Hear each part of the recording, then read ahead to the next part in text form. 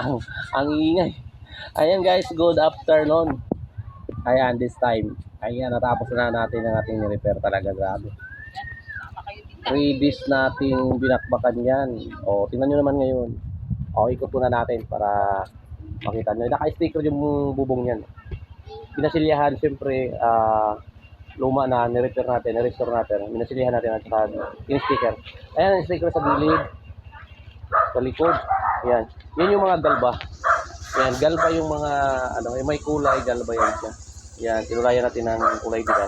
And then yung gilid na pinalitan natin, yung pinakita ko sa video natin ng mga nakaraang araw.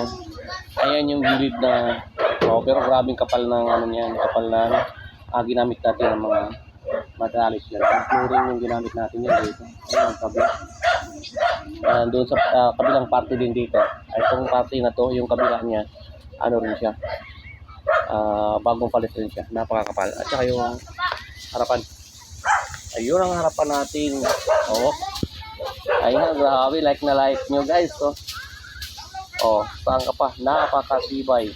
Nakamags yan siya. Tambol na kanyang tapaludo. Sa may baka may mga kagusto.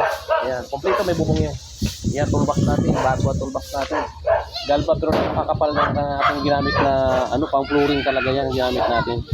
Yan siya. Toolbox natin ay mahaba. Kahit magdala ka ng baon dito pag biyahe mo. Ayan siya. Talagang sinadya natin na dinamihan para pag may dala tayong mga tubig, tools. Ayan, kasya dyan. Ganda ng sidecar guys. Ayan, gawang yan. Gawang 5 feet yan. Bago sila ang kalubukan. Tapos nabili natin siya ng sirang-sira talaga. Tapos na-restore natin. Ayun. Tapos napalit din tayo ng ito. Yan yung lalod natin. Ang nakita natin. Stainless pa rin. Stainless. Hindi ko na binalatan. Ayan ito. Upuan natin ay bagong balot yan mga guys. Tsaka goods na good pa yung yan mga kahoy.